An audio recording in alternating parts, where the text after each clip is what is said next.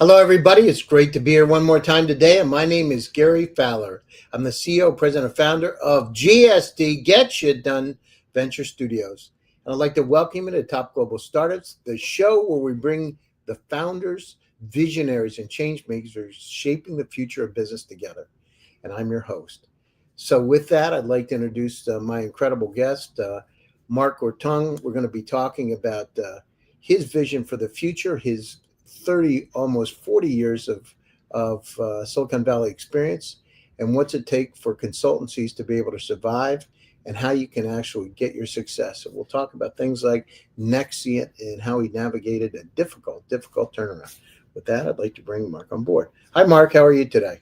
Great. How are you doing? Good. So, you've had leadership roles across multiple industries and stages of growth. So, I don't know about you, but some of the large companies that you've worked for, you start having meetings to have meetings. Yes. Yeah. I think problem, right?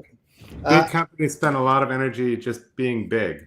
Like they don't, it doesn't help their customers or anything or their products. It's just there's just a lot of energy just to stay big. Yeah, stay big in politics too. I've never seen, it was interesting. I used to go down through and I'd take a legal pad and I would take it to all my meetings.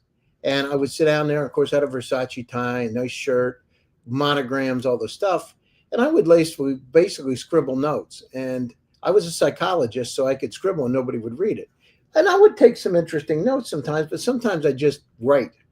And people thought, and I would listen, so I would pick things up, but people thought I was taking notes and fully into the meetings, and I wasn't really into those meetings. What I was doing is, I was half in, half out, I would say. Yeah. And I think most people are like that, right? Yeah, I think so. And it's interesting. So, but, you've done these across multiple industries. How did your early career shape your leadership style today? Well, I started out at what became Accenture, and they kind of pound into your head this whole playbook for how to work with customers, how to run a large project, and how to lead people. So it's just a fantastic kind of foundation to any career. And I found, like, when I was at Nexient, I didn't intentionally do it in the beginning, but I found that I was hiring a lot of people who had been through that same training because they really just had this great foundation in kind of just core business skills. So that was a big piece of it. You've spoken about moments when you wanted to quit, but stayed. How do these moments really shape your life as a leader and resilience? Yeah, I think that's where you actually get the growth. If you feel like, boy, I really would rather be doing something else, and this kind of sucks right now, that's probably where you're growing the most. And like at Nexient, when I took over, the firm was doing pretty well. I was new to being a CEO, and I didn't know it at the time, but consulting firms hit a wall around 200 or 300 people, and we were hitting that. And that wall is because everything goes through the founder or a few people that go through the founder. And I had to figure out, first off, how to be a CEO, second, how to run a services company. I hadn't done either of those two things before. But really what was going on is I had to figure out how to scale the firm so that it became decentralized. We can make decisions out at the customer site in the field and really scale to 1,000 plus people. And so it took me 2 or 3 years to figure that out. So I took it from 39 million to 34 million in the process in revenue. And that really was rough. And I thought I was doing the right things. I thought we were going to turn it around, but you don't know for sure. But I'm glad I stuck it out because we did end up turning it around.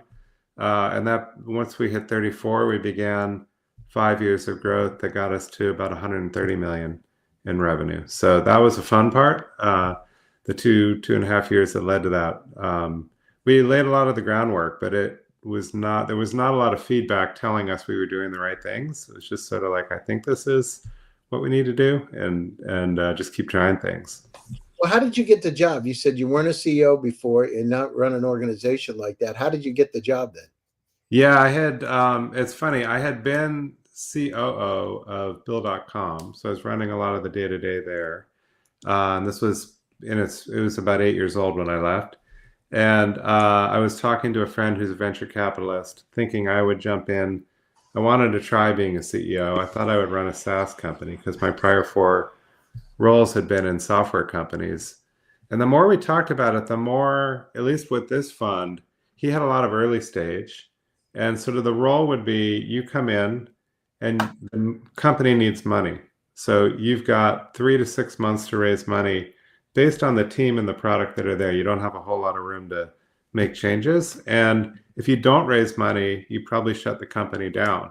So I thought this is not a Well, high. that's not a lot of time, by the way, because it takes up to 6 months or longer to raise money, depending on how much you want to raise. And putting your Yeah. that's unrealistic. I wouldn't have taken it, to be honest with you. Yeah, and I didn't because I thought I would fail, to be honest. I thought the Yeah, odds because there's were, no way to succeed. There's no way you're going to come in 12 weeks unless, and you got to make sure you believe in the company because you've got contacts, that would invest, but they're believing in you. And if you burn those contacts for yeah. something that you're not sure of, the first 90 days is really feeling it out and saying, is this, it's like having a Ferrari in the garage. You're going to look under the hood and see if it's got an engine.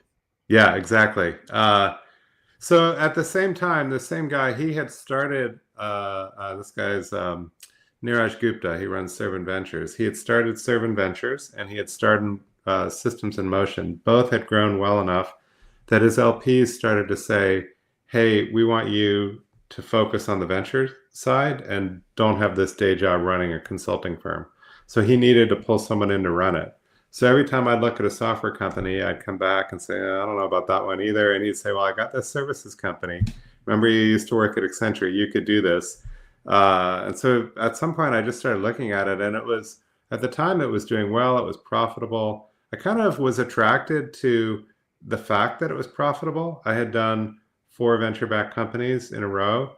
And at one point in Bill.com, one of the board members pulled me aside and said it would be irresponsible to turn a profit at this stage of the company. And I just thought that was a fascinating statement. Irresponsible? Yeah, that was the phrase. And then this was in the early days where like, That's wild. I've never heard of it. Here's the problem. The problem is, Mark, a lot of those guys that are running those that are VCs, right? So, and ladies, they're between 24 and 35. They've never built a company, only 10%. They're not operators. They don't know what it's like, until you sit down in the chair and you own that responsibility, you don't know what it's like. And so yeah, they're going to tell you what to do. They tell you that it's like being married 7 to 10 years, but the average VC meets with you 2.7, 2.8 hours before they decide to invest. And then they say, we're going to be married for 7 to 10 years. You'd never get married after 2.7, 2.8 hours for 7 to 10 years.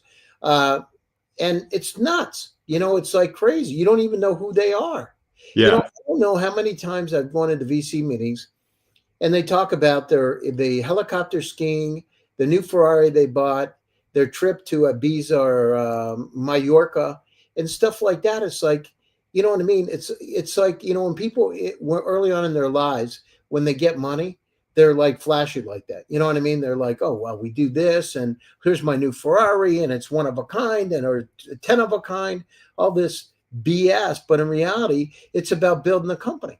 yeah, And the other thing, most people don't realize that 99% of the wealth is 1% of the population.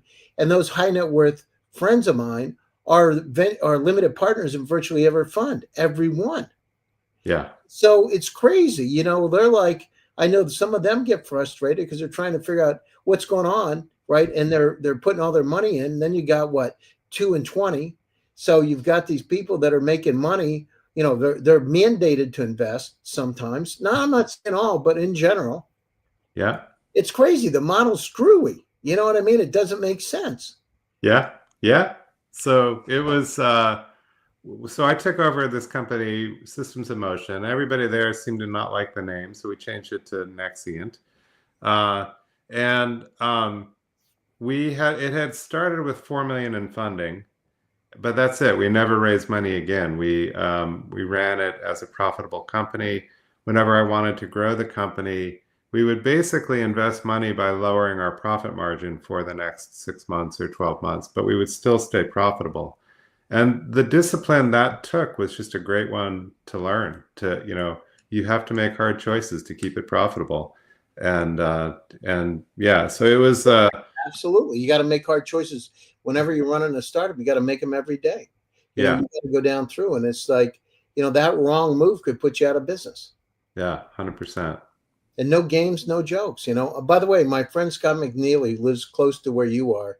I remember going out with him for lunch, and I know him from some microsystems, and he said directly to me, "Always go to areas you fear the most. You're going to learn the most."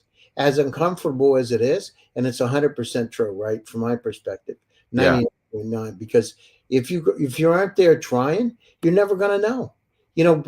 Life is kind of boring if you're out there not out there challenging yourself all the time. Yeah, 100% agree. I keep putting myself in hard situations. Yeah, It's not too hard. You know what I mean? yeah. So at Nexient, you navigated a difficult turnaround. What was the biggest mental shift you had to make as a CEO in those early days?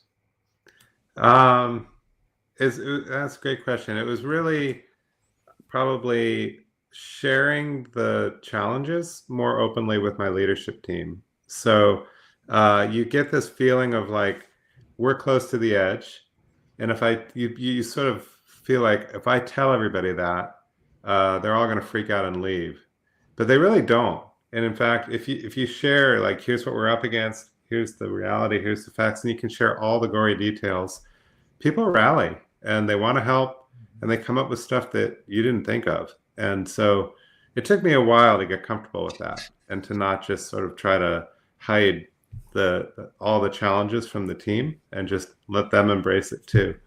And by the end, maybe I'm a little too open with some of that stuff now, but I will share all the challenges with my team. And just everybody's an owner. Everybody's got to help figure it out. Yeah, well, that's it. I mean, I had a four-star admiral on my show. Bill Owen was the number two guy in the U.S. military, number two guy in the Joint Chiefs, and in the White House. And he told me, I said, ask him, and I've done this a lot actually. I said to him, what does it take to be a great leader? And he said, let me tell you a story. So it was on an aircraft carrier in the Gulf, was it called Desert Storm? And they were getting out. They get ready to fly off the aircraft carrier. And he said, I knew in my heart that I was going to lose 10% of them. And he said, I understood that I would have to write letters to their mothers and fathers and wives and husbands and sisters and brothers. I was going to have to write those letters. And a tear went down my cheek. And he said, what people, when they know you care about them, they will fight for you. They will help you. Mm-hmm. Yeah. And he said, the monitors went up on the aircraft carrier and they saw him there. But he said, I did it from my heart. And that's what it's all about, right? If people know you care about them, they care about you. They know truly that you're looking at their best interests and trying to help them. Hey, listen, if they do something wrong, that's another story, right? Yeah. Something that's not right or unethical. You have to correct them. But that's the way it is.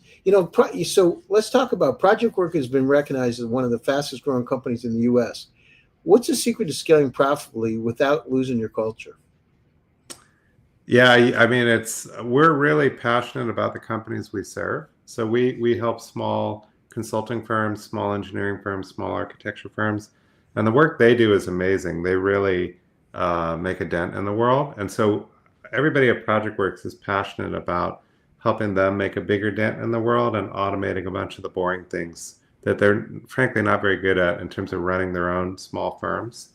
So I think a lot of it is just having a mission that people really rally around and being really close to customers, being really close to the market and understanding sort of, why are we here? Who are we helping? And thinking about that every day. And you get people that are hungry, humble, and smart, and it's a great combo. So, many consultants, you said a messy middle at around 50 people. What are the common pitfalls you see and how do the leaders avoid them?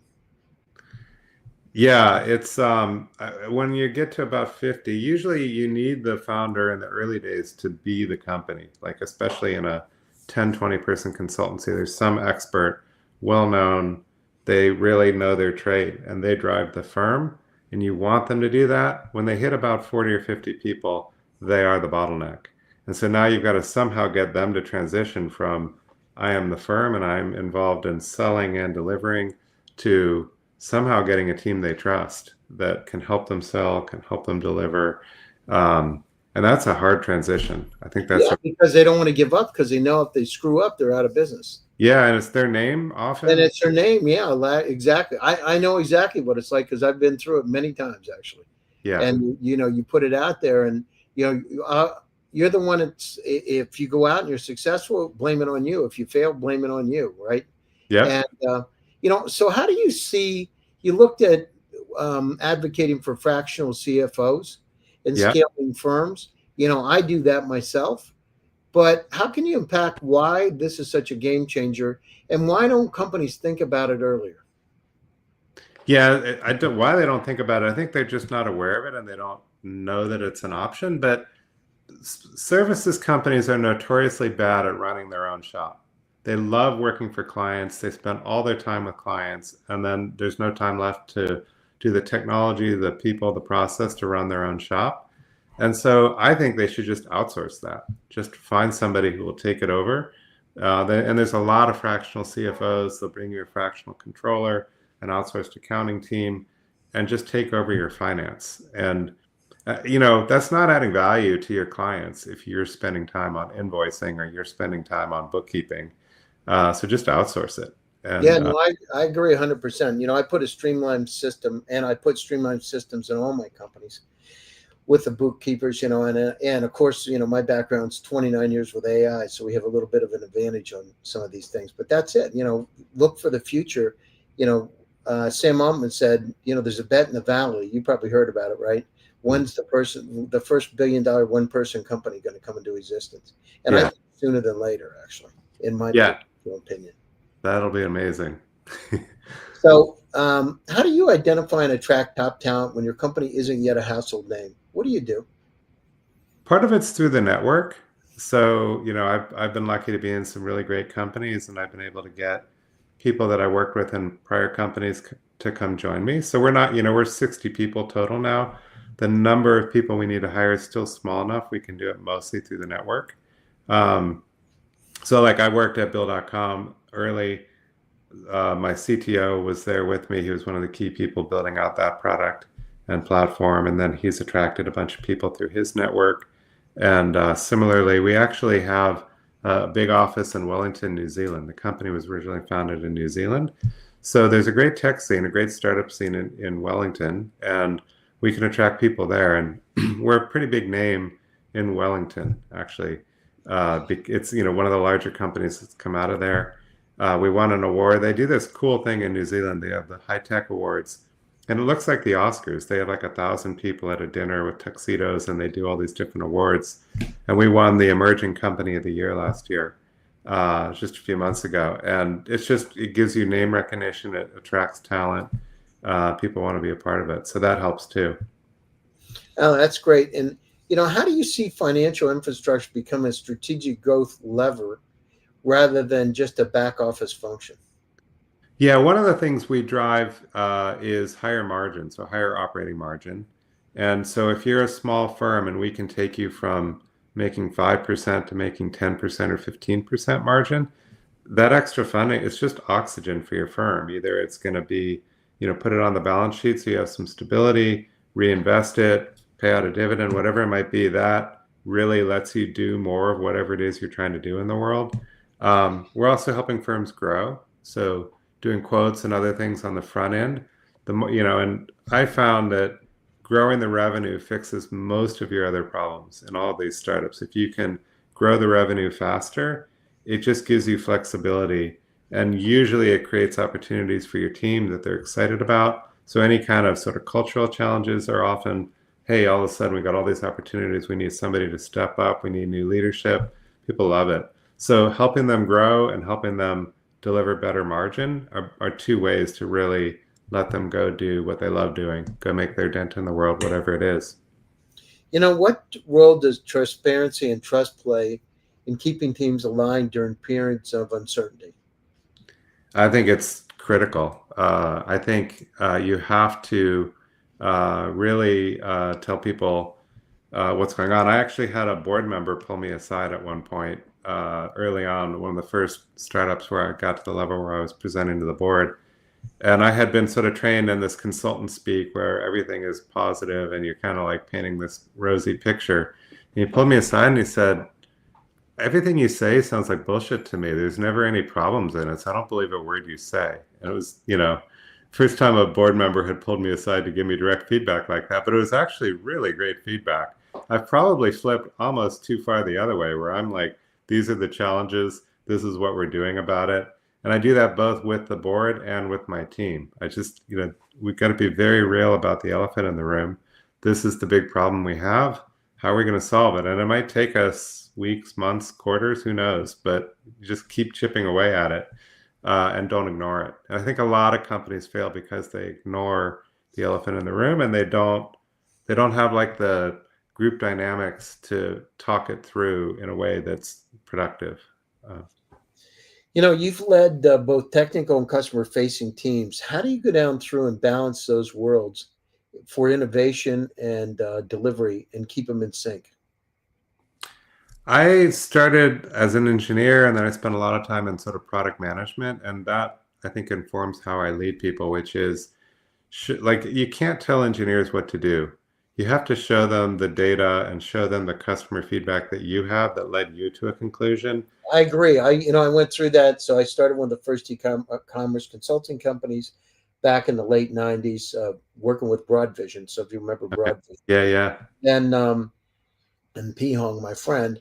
And then in 2016, we formed Findo, which is one of the first generative AI companies, pre-transformer models. So David Yang, who lives close to where you are, was my partner in that. And we went down through it, and my engineers, I would tell them things that the feedback we got from the customers, and they just wouldn't listen. They kept like wanting to make it better and better. And I learned this lesson a long time ago. But what I did is I actually took my iPhone and I would take a PowerPoint presentation on my notebook, and I would go out. I would walk down University in Palo Alto, and I'd go into coffee shops or pizza place, whatever, and I'd interview people. I'd take 50 and I'd take the feedback and send it over to my team so they could listen to a VP at a company like Apple talk about who was there, on a Thursday evening, talk about the product and tell them what that happened to be a guy, what he thinks about it. And then when they did that, and the guy's an engineer, all of a sudden everything starts changing, right? Oh, we got to make this better then in this way. Yeah. And it was interesting because when I told them, it was like, we'll keep going. Yeah. And they keep going. 100%. I've had the same reaction. Like they'll often say, well, why didn't you tell me? So I did tell you, but yeah. And they just like keep going in their own direction. Isn't this beautiful? Isn't this nice? And so where do you see the consulting industry? We got a lot of things happening, with multi-agent large language models. I'm actually using them for a lot of consulting kind of things. It gives you superpowers. But over the next 10 to 15 years, things are going to dramatically shift more than they have in the last 20. So where do you see AI and automation in playing the role, and how big a role is it going to play compared to where we are today? It's going to play a much bigger role. And, a lot of people are sort of proclaiming consulting to be dead, which I don't buy into that. I think if you look at it, the world gets more complicated in a way, right? Like if you have a large enterprise and you're trying to stitch together all these agents and get them to do all these things autonomously, at least for the moment, it hasn't become simpler and easier. I think a lot of the big companies need more help to do that. The shape of consulting will be different though. So one of the challenges is, the Accentures, the giant firms sell very large teams. And I don't know that you need a very, very large team to do anything anymore. Honestly, the kind of superpowers you get with this stuff, if you know how to, like we created a multi-agent model where we're using 14 as a team. To solve very complex problems. So once one of the large language models is 1,000 times faster in math than ChatGPT, right? Wow. Now it may change today because the stuff changes all the time. Yeah. But they started forming their own team to solve problems that we would put them on. Very, very complex problems. And by the way, of a multi-agent model, they correct each other. They don't hallucinate as much because they're going down through and correcting each other. This isn't right. Do this without human intervention. Just FYI. And I'll tell you a real problem I put it on. I said to me, I spoke at the UN about technology as a tool for peace, global warming, right? And So for the heck of it, I thought, what if I put this in this model and say, how do we stop global warming? So I put it into the model. It thinking. Then all of a sudden it comes out with a 100-page paper, Wow. right? That said, this is how you stop it in granular detail. So this was going through research journals, everything, like literally everything that was available that it could access, it was on it. And then the thing that was really crazy, the next thing it said, my model has empathy and compassion in it. So I'm a clinical psychologist too, humanistic. So I built that inside of it. It came back and said, Gary, one more thing, right? And capitalize my name, one more thing. Now here's how to reverse it. And it wrote another, I didn't ask it to do it. Wow. And it wrote another 100-page paper. And the kind of thing, what I've written about Skinnerian and operant Skinnerian psychology, humanistic psychology, tokenizing goodness, creating these models. But going forward, you're going to have a very caring, hyper-personalized model that'll be exactly geared for that company, providing insights and a continuous sensing to tell them exactly every second where to go. And oh, by the way, automating it so it's already done. Yeah. Yeah. And it's going to change things because you're going to see companies that were nothing all of a sudden become billion-dollar companies, literally, within weeks or months, that had never done it before, because they're going to be so far ahead of the competition so fast. Yeah. Right? Yeah. It's going to be wild. Because think about it. What is consulting? Consulting is using the knowledge that you have and put it into a novel form, or using it in a repeatable form for companies using your knowledge. But when you have all the knowledge of the planet in every language, everything starts to change. Yeah. Yeah.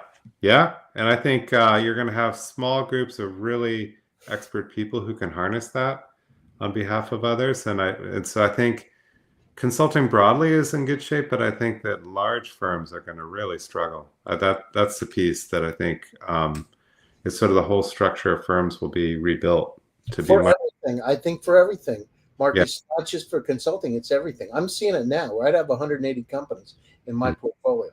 So GSD is my family office. And so inside of the family office, there are AI, quantum companies, all kinds of things, biotech, cancer, anti-cancer vaccines, that kind of stuff. I see it in everything. And the companies that use these superpowers are, I built a cancer vaccine last August, right? And my dog had stage 4 cancer. And I went out to this model our multi-agent large language model. And I'm like, I don't know what to do. So I took all the information that I'd gotten from the vet, and I put it in the model. And it told me exactly at a molecular level what kind of a vaccine needed to be built for my dog. Now, remember, I've never seen anything like this before. And now, it's kind of like Indiana Jones and the Last Crusade. It was a leap of faith. I took a leap of faith. I said, I love my dog. I don't want my dog to die. I don't care what it costs. I'm going to do it. So it told me exactly the lab to go to down in Kentucky, exactly what needed to be built for my dog. Within 2 weeks, we had built a cancer vaccine, right? Because they were right on the edge of resources. Administered my dog and put her in a complete remission of stage 4 cancer. Now, this is a dog. By the way, that same vaccine could be used for humans. Yeah. And wow. I couldn't believe it. Like, I couldn't believe it. Let me tell you another story. What happened, and this was in the September timeframe and October timeframe, I got diagnosed with stage 3 kidney disease. It's uncurable, right? You can't do anything about it. So I did the same thing with me. I said, okay, it was from taking too many ibuprofens, actually, because I had back pain. I didn't know, right? I was so busy, I just didn't want to hurt it.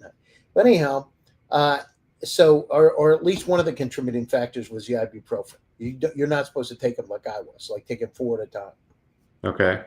Anyhow, what happened is I put it into the model. It did the same thing with me. It said mesenchymal stem cells can dramatically help. So full body stem cell replacement. And here's exactly the person to talk to. It's in Thailand, right? And you can put in 50 million stem cells. That should have a profound influence on your kidney disease. I did it, and I went from stage 3 to 0. Wow. I did it. That's incredible. Yeah. And by the way, it turns the clock back down too. So what happens is all the wrinkles went out of my face. I got stronger. I can ride a bike 50 miles. And all kinds of things happen. But why don't we talk about these things? Because, Mark, one of the things, you touched upon it, right? The problem is infobesity. We have too much data around us, so we can't make decisions. In Mark's world, you've got about 300,000 items in your personal cloud, Mark. The entire web in 1996 was 257,000 websites. You have more information in personal cloud, Mark, than the entire web. But your problem is Mark's world is following the same trajectory. By that, I mean doubling every year. In 5 years with the Internet of Things, Mark, you're going to have 10 million items. Think about this. You're a really smart guy, but how many times in the last 2 weeks somebody said, Mark, I sent you an email. Did you get it? Where did you send it? I sent it to your email. Which one? Corporate, right. One of the 7, right? Let me check. I can't find it. You don't even look anymore. You just say, send it again, right? It's crazy. Yeah. Or you use WhatsApp as a filter. Now, the thing is, and back in 2016, if you look in TechCrunch, you'll see I built a model, so Findo was a model to solve that problem that we forecasted then. But we are so inundated at a personal level and a corporate level, we can't make decisions. In psychology, you know what we call it? So that exact problem I just described, we call it learned helplessness, because you don't even look at your email. Do you look at it as much as you used to? Seriously? Like, it's like really crazy. Yeah, you don't.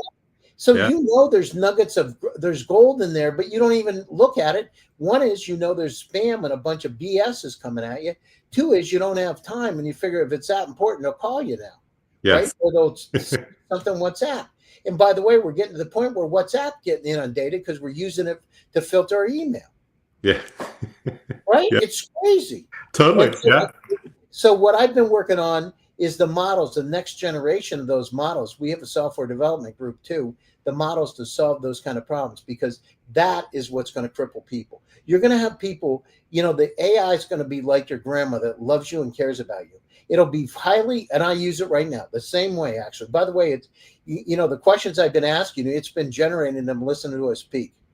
Okay. Fascinating. So it's going down through as we speak, and it just wrote, it just told me, said, it's going down through. What's a failure that taught you more than any success? It just told me to ask you that just now. That's awesome. So, but these kind of things, these superpowered tools, we're developing them now. So the lab that I've got, GSD Labs, we're going down through and they're developing some of these things, because that's what the future is going to be about. And that's what's going to happen. I don't know. I'm asking, I'm excited about it, right? But I think in a year from now, from what I'm using today, is going to be a standard, because these are superpowers for companies that are in an arsenal that are far 10,000 times more powerful than anything they have in their quiver today. Yeah, totally agree. It's going to be wild and awesome to see what people can do with it. We created an AI enabled PR agency. I did it. I've been doing. I've done 17 startups, and we created an AI enabled PR agency, and I put it on top of that. So guided by humans, but going down through and using the same tools I told you about and put it on that, you can't believe what it can do. Yeah, interesting. Love to check that one out. Actually, that sounds cool. So, let's go down through. I really appreciate the conversation. It's interesting because I think consulting, you're on the right target with it. But what's going to happen is there'll be a company the size of yours that'll be in the next decacorn. It'll happen in a very short period of time, because you're going to be able to harness these tools and master the tools. The key is who masters the tools the fastest. Yeah. Yep. I agree. So what do you think about a leader? The leader you were always meant to be. Does that version of Mark look like now? It just asked me to ask you that, by the way. That's a great question. I think so. Actually, I think you get more and more comfortable as you go. And I'm on my 6th startup now, and I've been in lots of different leadership roles and lots of different size of companies and industries. And I'm, life's kind of too short to really mess around with bullshit. So I just kind of say what I think, do what I think is important. Hire the people that I think are great. And yeah, so I think I'm getting closer and closer to that. Like, don't really have a whole lot of reasons other than I think this is the right thing to do and this is the right way to go. That's what drives me. Whereas early in your career, you're sort of like not sure if you've got the right ideas. You're not sure what to say, so you kind of have all these filters and things. And I think those go away the longer you do it. So I think I'm getting pretty close. That's excellent. And so what book, podcast, or habit has had the most profound impact on your leadership? Probably the book with the most impact is Mindset, Carol Dweck. It's I don't know if you're a psychologist. I'm sure you've read it and know it well. But this whole concept of, I think it really helps a group develop resiliency. A lot of things are going to go wrong. Like, it's just, we know there are a lot of things that are going to go wrong, and we need to look at them as, okay, that went wrong. What are we going to try next? Not, oh, we're a failure or the company's a failure because this thing we thought was going to work didn't. I just think that building that resiliency into a group of people that are working together on a problem is really critical. And so we did it at Nexient. Everybody read it, and we talked about it. We did the same thing at Projectworks, and it's powerful. It's something that, I wish I had stumbled on earlier, but it's a great kind of way to think about things and way to approach all the challenges that come your way, because that's mostly what you do in startups is things go wrong, and you kind of work on making them better. I was with the right-hand man of Rupert Murdoch. So I was in Palo Alto, and I had, I don't know why, I'm a country boy from Pennsylvania, why I even got invited, but Larry Page's brother Carl was there. Andrew Straczynski's the guy's name. And we're sitting, and one of my actor friends from Hollywood came up and works with Tyler Perry. And we sat there and we were having dinner, and at this Indian restaurant. It was fantastic, actually. And he said, I've studied 3,000 entrepreneurs. And, I've looked at what are the keys, what are the similarities between each one of them. And I said, what's one thing that's the same with each one of them, some of the most successful entrepreneurs on the planet? He said, amnesia. They never talk about the past.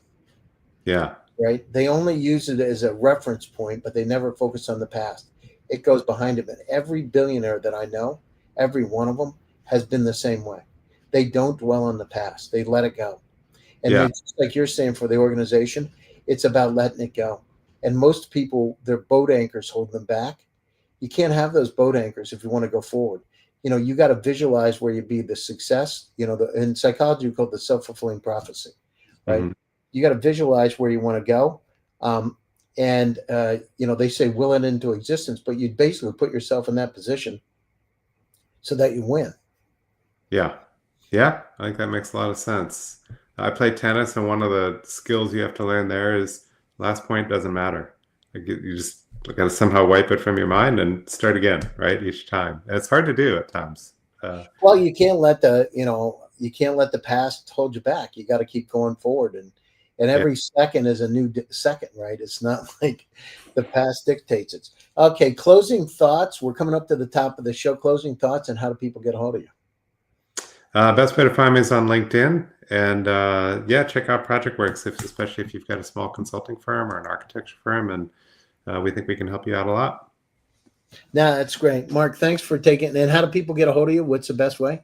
Through LinkedIn. Just reach out to me directly on LinkedIn, and I'll find that.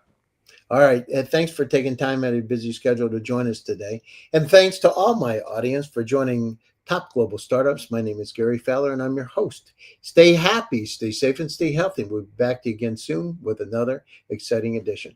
Thanks, Mark, and thanks, everybody. Thank you. I'll be back online then, Mark, in a couple minutes.